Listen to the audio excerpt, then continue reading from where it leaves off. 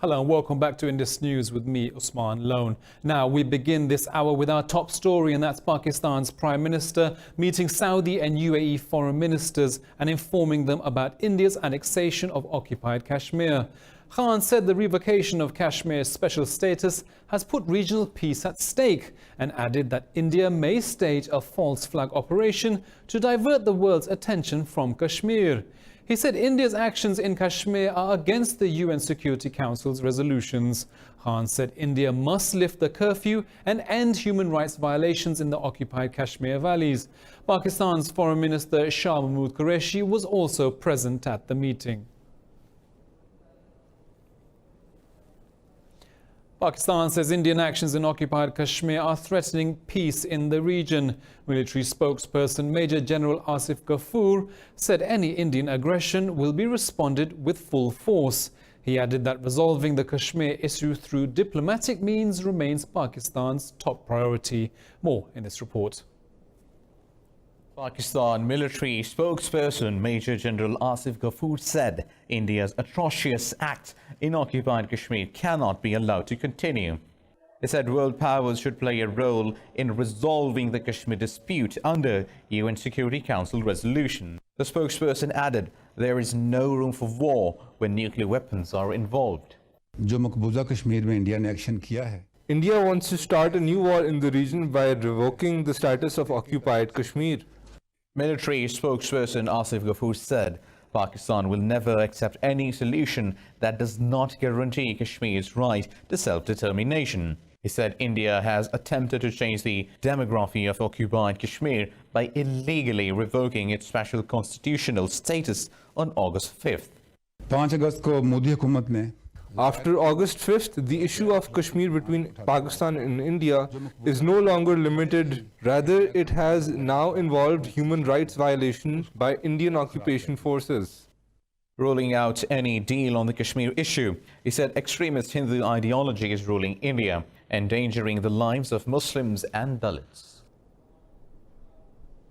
Well, staying with the Kashmir issue, and it's been 30 days and Indian forces keep Kashmir in isolation from the rest of the world. Food, water and medicine are out of reach for most people. Only Indian security forces can be seen on the streets, while most residents are kept under virtual house arrest. More in this report. Srinagar, the biggest city in Indian-occupied Kashmir, seems like a ghost town. It's because of the curfew that has all the shops closed and roads deserted. The situation is made worse by the lockdown on communications and internet services. 31 days The curfew has been in place for a month, but nobody knows when it will end. No one tells us anything. If we talk to the administration, they tell us the situation is normal. The Indian Army have also detained hundreds of political leaders, including 3 former chief ministers. People are very tense. They are cut off from their relatives. They don't even know if they are dead, God forbid. If someone falls sick, how will they reach out?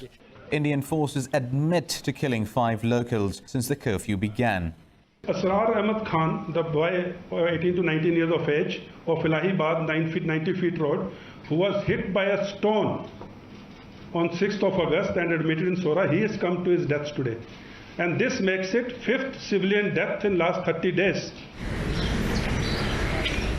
By stripping occupied Kashmir off its special status, New Delhi is trying to force the territory into the Indian Union, and it may soon allow non-residents to buy property there.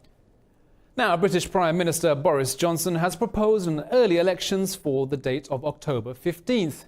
Speaking in Parliament, Johnson said his government will take the country out of the European Union on October 31st.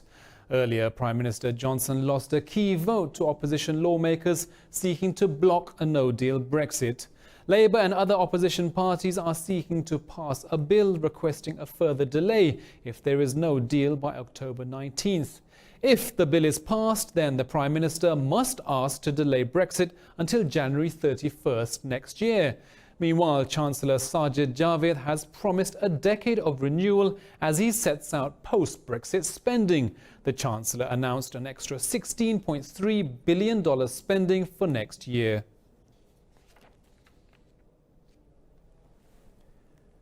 Hong Kong's chief executive Carrie Lam has withdrawn a controversial extradition bill. Lam announced the decision after 3 months of pro-democracy demonstrations. She says lingering political violence is damaging the rule of law and said her government will consider the recommendations of a police inquiry into the fundamental causes of the unrest. Meanwhile, Hong Kong's main share index surged over 4%, the strongest close in a month after the news.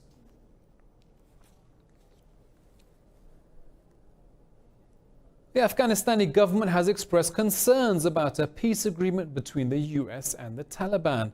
President Ashraf Ghani's spokesman Sadiq Siddiqui says the government wants further clarification on the draft agreement. He said the government wants to analyze the dangers and consequences of the agreement. US Special Envoy Zalmay Khalilzad presented the deal to Ghani on Monday. The agreement will lead to pullout of American troops. Khalilzad is expected to hold meetings with Afghan and NATO officials to explain the details of the draft agreement. Iran's President Hassan Rouhani has given European powers another 2 months to save the 2015 nuclear deal. President Rouhani warned Tehran is still preparing to scale down compliance with the agreement if diplomatic efforts fail. He said Iran's talks with European powers are moving forward. The statement follows a French proposal to extend a $15 billion credit line to Iran to save the 2015 nuclear deal.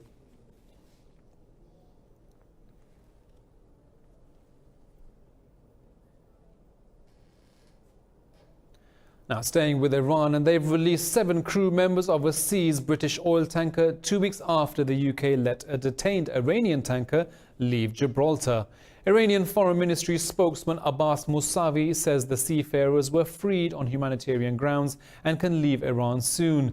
He said Iran has no problem with the crew, but it has issues with violations committed by the ship.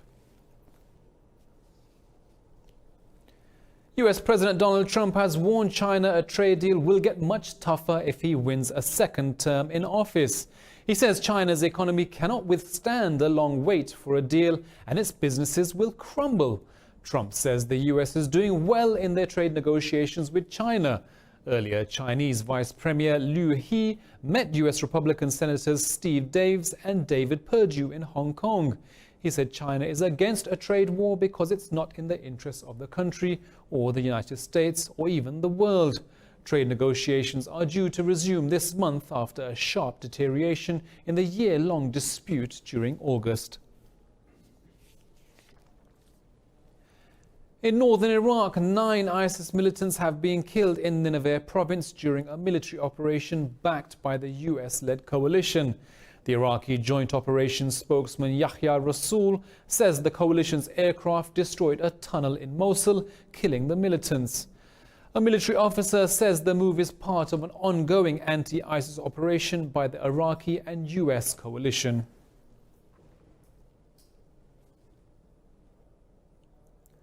Well, staying with Iraq, and hundreds of thousands of people have gone missing in recent decades. Most are victims of political and religious persecution. And today, the country has one of the highest counts of missing persons in the world. More in this report. Iraq has one of the highest number of missing persons, according to the International Committee of Red Cross. The numbers range between 250,000 and well over 1 million. The discrepancy indicates both staggering loss and the difficulty of documenting such cases. We have more than 30,000 registered in the Martyrs Foundation. It is expected that there are more than 100,000 abducted and missing persons during the 2 periods. Samia Khasro's family was broken by the disappearance of loved ones and the anguish of not knowing their fate. To this day, we are still waiting until we receive their bones, then we know they are dead. More than 250 kilometers north in the province of Kirkuk, another family lives in similar pain. Ronak Mohammed has not seen her husband since he was drafted as a reserve soldier in 1982. All she now has is his wristwatch and wedding band.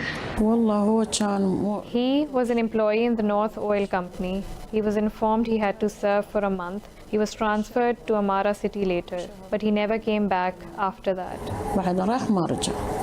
Iraq has made some progress in its missing case files in recent months. Several mass graves dating back to the Anfal campaign and the 1991 Gulf War over Kuwait have been uncovered. But families are frustrated that the scale of work dwarfs the government's allocated resources.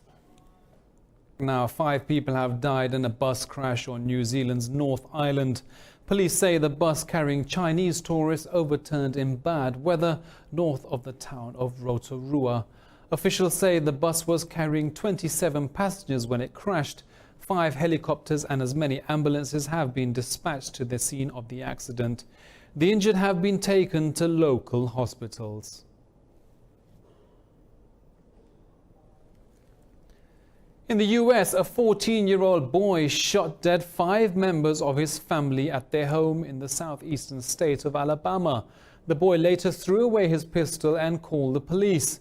The teenager has confessed to killing his father, stepmother and siblings. Police found the handgun on the side of a nearby road.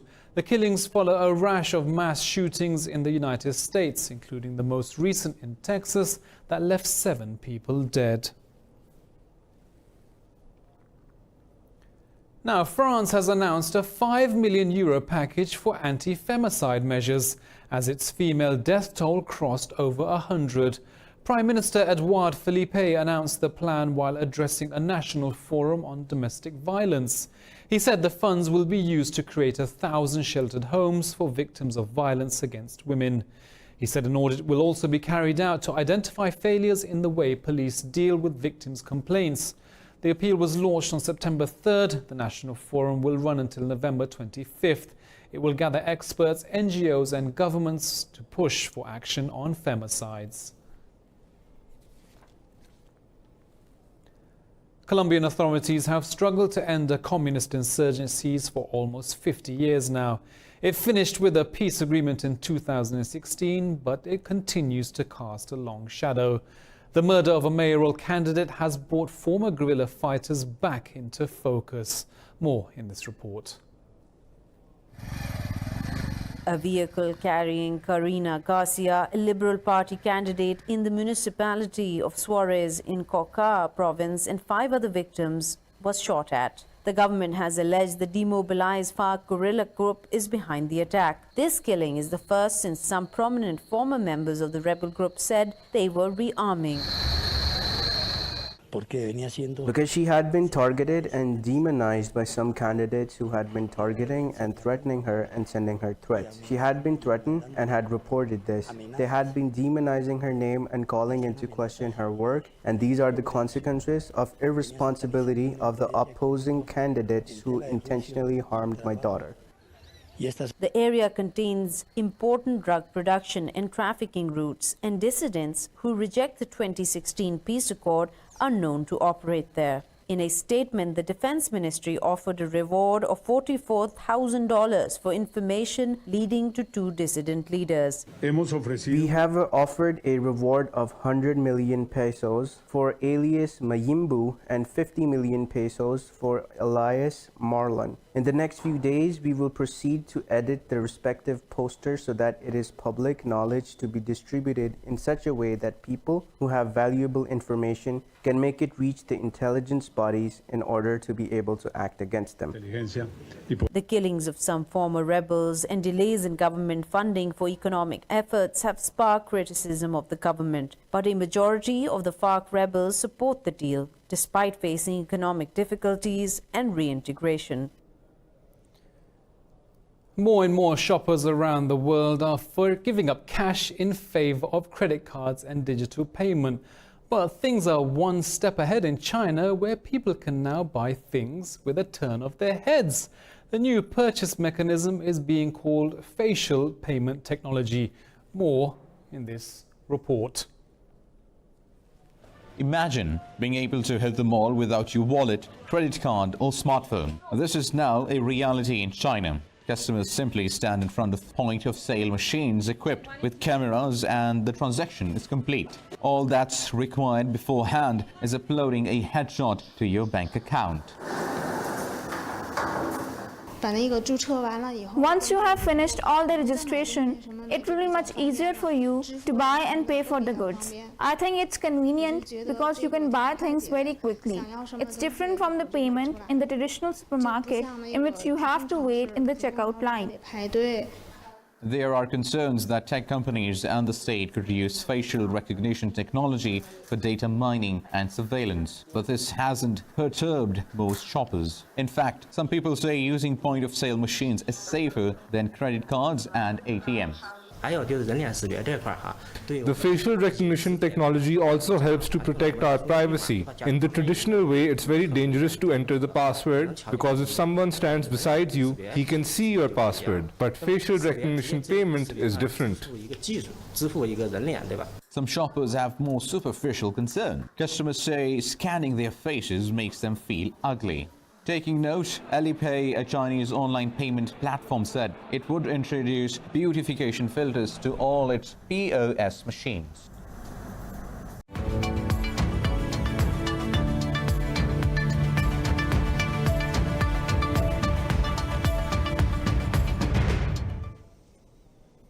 Welcome back. Now in business news, India's automobile industry is in serious trouble after feeling the early effects of a national economic slowdown.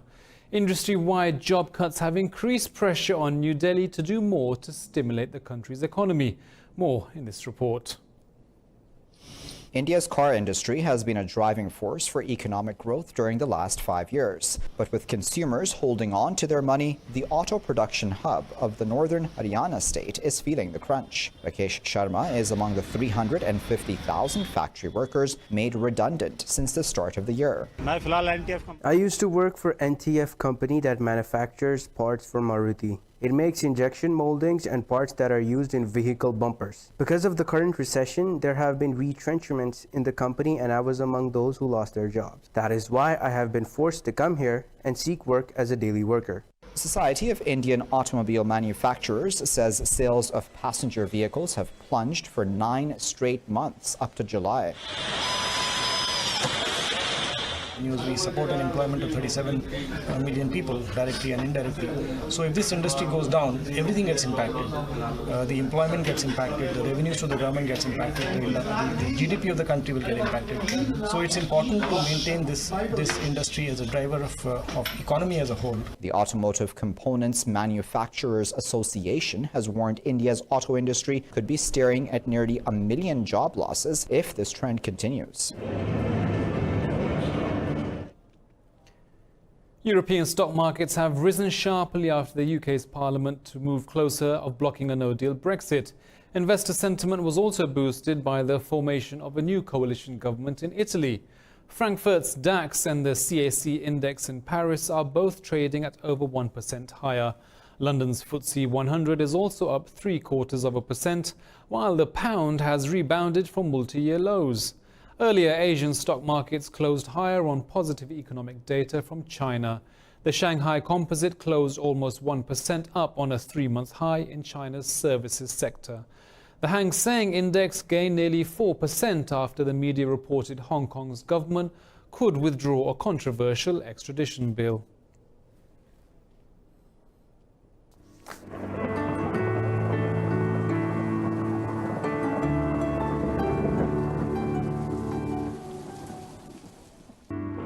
Well, it's 30 degrees here in Lahore, but let's take a look at the weather around the world.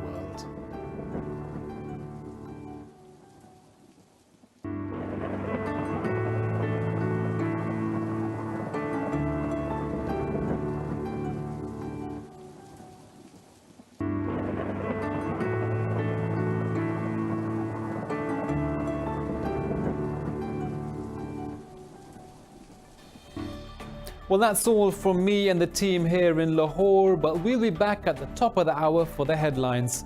Bye-bye.